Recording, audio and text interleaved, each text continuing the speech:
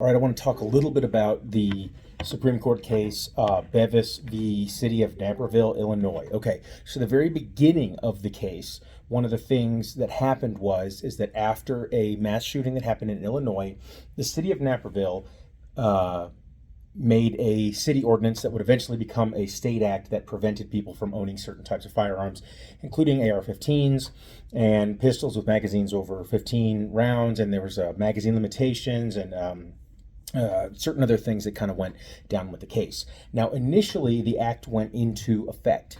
Now, one of the things that happened is that the National Association for Gun Rights, Robert Bevis and Law Weapons, Inc., and Law Weapons and Supply made a petition or an application for an appeal. The appeal was denied by the district court, basically stating that this does not violate the Second Amendment. Now, one of the things then that happened is that they appealed the case again to the district court, or excuse me, the federal courts in this case, and the federal courts denied it again. And then eventually, after the federal circuit court denied, they applied for what's called certiorari, which is a request to the United States Supreme Court to make some sort of decision on the case. Now, usually in order to have the Supreme Court make a decision on a case, there has to be certain conditions that are met. And in this particular case, the Supreme Court is stating that there are certain conditions which have not been met. So the the appellants in this case filed what's called an emergency application for injunction pending appellate review, meaning that they need an injunction right now. An injunction is an order from the court to stop doing something, to stop the implementation of the law. So they are asking immediately that the Illinois law that has been put in place to be stopped from being applied, right? They are telling the Supreme Court to tell the state and the city of Naperville, you must not enforce this law. In order to have the United States Supreme Court hear something like this, you need to meet the jurisdictional thresholds. Under Article 3 of the Constitution, the United States Supreme Court only has final appellate review, and then it has decided upon its own volition to make rules based on how it's supposed to hear something. In this particular case, they're trying to hear something from the Seventh Court of Appeals. Now, the appellant is trying to skip over the Seventh Court of Appeals and ask for emergency relief from the United States Supreme Court. The U.S. Supreme Court, though, has some rules that basically say there are some things that you need to fulfill in this case. Those are called justiciability. I'm not going to get into all of that because it gets really sticky in the process. But one of the first things in their argument that they make is basically you have to bear an argument that is showing that the burden of proof necessary to have the court listen is that you have to show that your case is probably likely to win on the merits, meaning that you have to show that there is a case that the Supreme Court would hear that other courts have not heard, that there is not a split in jurisdiction that the Supreme Court needs to resolve, or that the members of the case are not like a state itself in which there is something called original jurisdiction. One of the things, too, that they have to show is that it's likely that the court would have granted an interlocutory appeal. Interlocutory appeal just means an appeal in the middle of the case. The case has not totally been resolved yet, but they still have to make a showing that they would have granted relief. Relief basically meaning that they would have given the petitioners or the gun association the actual injunction in this case. They would have proven that the other decisions before it were wrong. All of this comes under a case called Bruin. There's a two-step test for Second Amendment challenges. They have to show indisputably that the facts in this case would, in fact, meet Bruin's two-step standard. Now, we're not going to get into Bruin at this point, but basically the court is saying that the arguments made in this case do not meet that standard. The next thing that they show is that there is some type of an exceptional issue that would actually make this emergency injunction proper for the United States Supreme Court to hear. Now, one of the things that they have stated in this case is that they have to make an emergency extraordinary showing that there is going to be some irreparable harm that has to happen. If you don't jump in here, Supreme Court, something terrible is going to happen. Like in certain cases, an execution might take place or something like that. In this case, though, they tried to make a showing basically that there was a gun shop who has a substantial part of their business is selling AR-15s and the things that would be banned, and that their irreparable harm would come in the form of them losing all of this business. One of the other things that they show is that there is no conflict among the United States appeals courts between the Seventh and some other circuit that the United States Supreme Court would have to decide on. They've also said that there are certain issues in this that are pending other courts of appeals decisions that have not been made yet. And so it'd be like asking the United States Supreme Court to take on an issue that hasn't been at least raised in other courts, and simply denying an injunction doesn't necessarily mean that somebody has made a decision on the Second Amendment for which the United States Supreme Court is supposed to answer. They're basically saying you still have to do a lot of the casework and do these, basically let the Supreme Courts of each state or the district courts or the circuit courts of appeals handle these cases and make decisions on them, over which there is actual proper jurisdiction for the United States Supreme Court to use its appellate jurisdiction in order to answer. Further, they say that the Seventh Court of Appeals should be able to address most of the legal questions in this case, and that because they simply denied an injunction and have not actually completed the appeals process in that case, that they're not going to jump and step on the Seventh Court of Appeals' toes. Now, they might, if the Seventh Court of Appeals makes a decision that could be then appealed on, giving the court its jurisdiction. Remember, the Supreme Court does not just give its jurisdiction to everybody. You actually kind of have to buy the jurisdiction. One, by having certain justiciability requirements met, meaning that the Supreme Court has jurisdiction in this case. Two, actually having a case in controversy and immediate harm on somebody. Three, that there actually has to be something called federal question or constitutional law jurisdiction. So that all has to be proven. And what they've said here is that they have not proven that up in this specific case. They make a specific finding that under the Bruin standards that there is not evidence that they would prevail on the merits, basically meaning like it's indisputable that other courts have gotten this wrong and the United States Supreme Court has to correct these lower courts.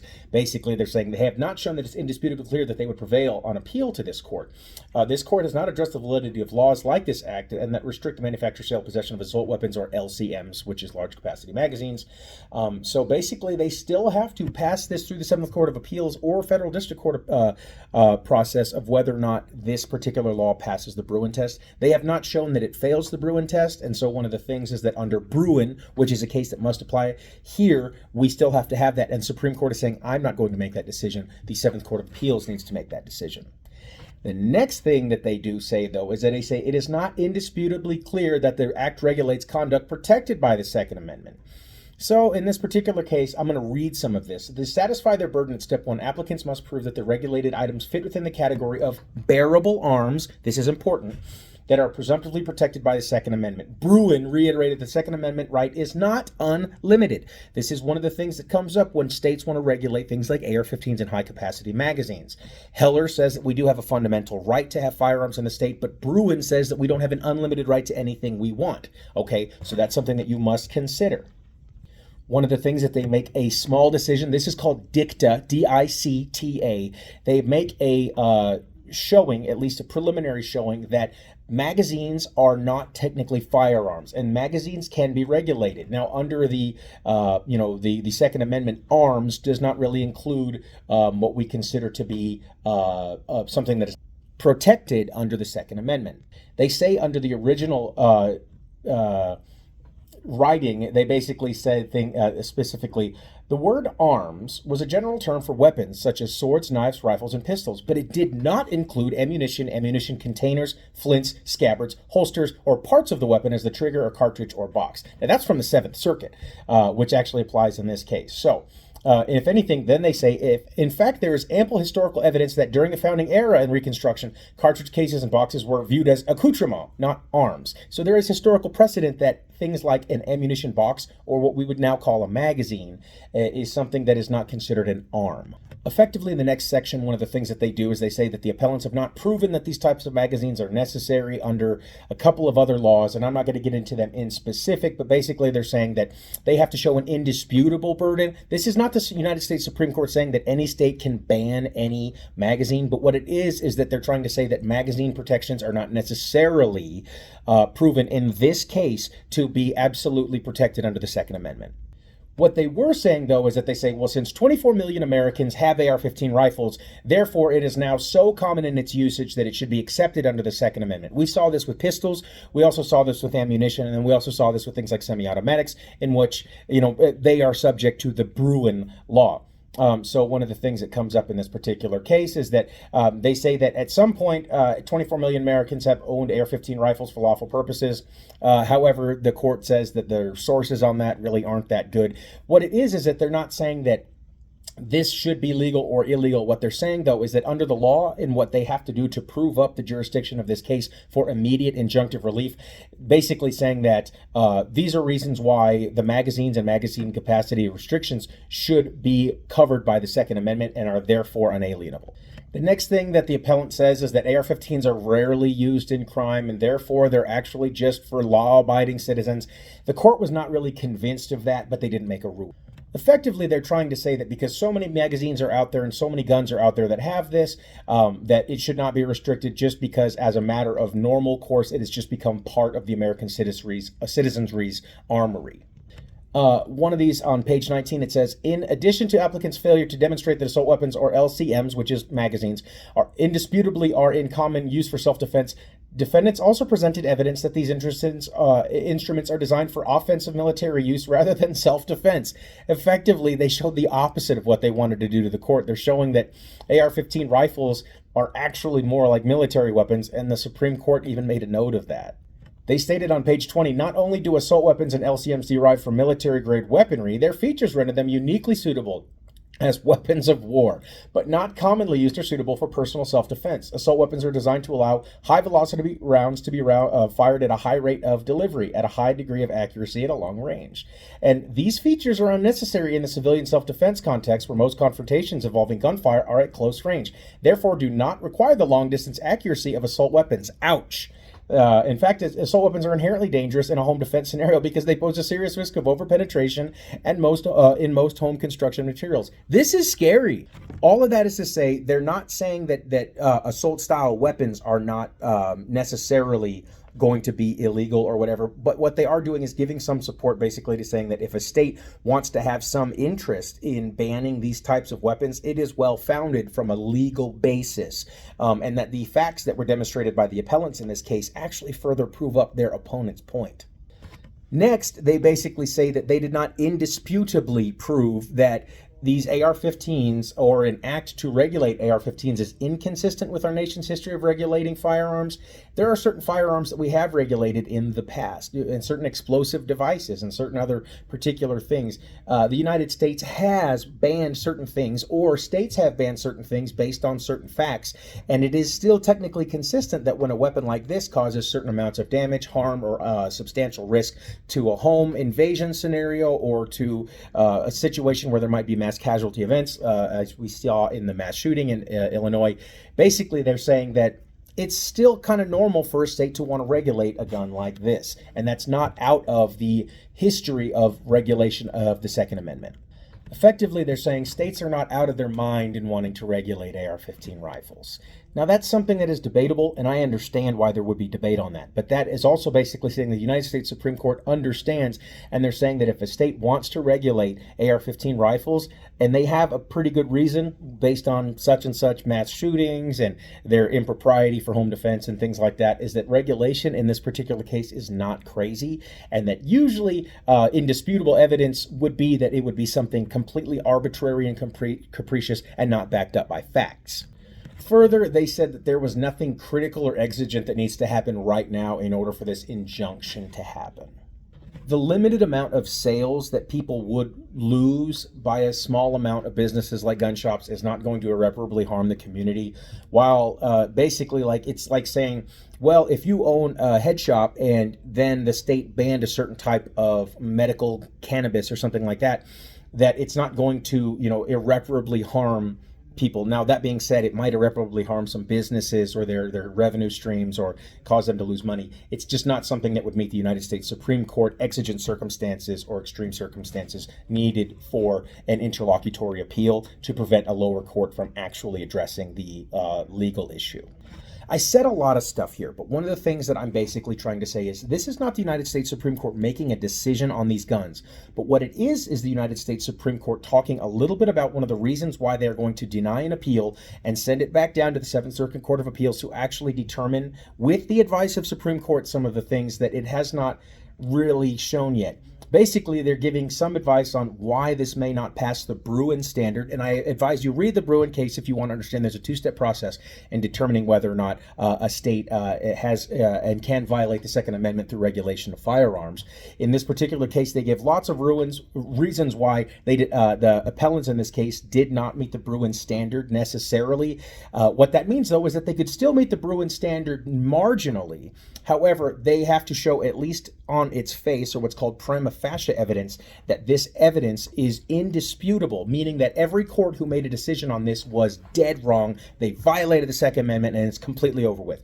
This is the U.S. Supreme Court saying there's a lot of arguments that can be made, and there should not be a certiorari or a Supreme Court decision made on this exact case and these facts. It needs to go back down to lower courts. If you got through all of this, thank you very much. I appreciate it. I was just wanting to take some time out of my day to at least explain what's going on in this opinion.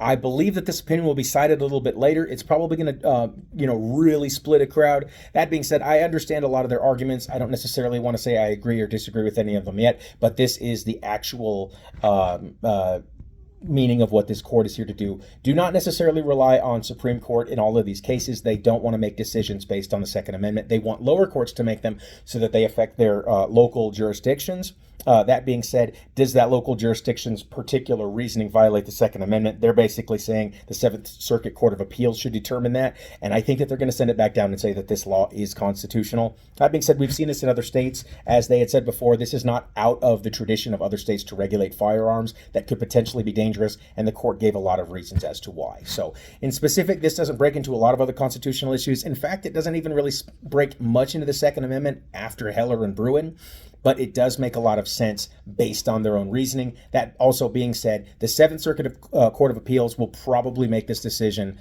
and uphold the law as it is. Now, that's only my opinion. I could be wrong, and their appeal may still win in the Seventh Circuit Court of Appeals by saying that Bruin, that this does meet the standards in Bruin, and that that the standards in Bruin say that this particular law is unconstitutional. That being said, with the advice of the Supreme Court in this, in all of their amicus briefs and things that were given, and the facts that they cited and the problems that they have with AR-15s, this is one of the first times that the United States Supreme Court has addressed this, and so that's what makes this really important to know. Now, that being said, it looks like it's negative for the life of the AR-15 and high-capacity magazines. As far as a state law goes, there is not going to be a federal law because only Congress can make a federal law banning those types of weapons. So just something to consider. That being said, this is not the end of anything. It's really just saying this is my opinion on something, but I'm not making a decision on it yet. There was already a law in place that banned these type of guns, and that law is going to be upheld. Thanks, everybody, for listening. Bye-bye.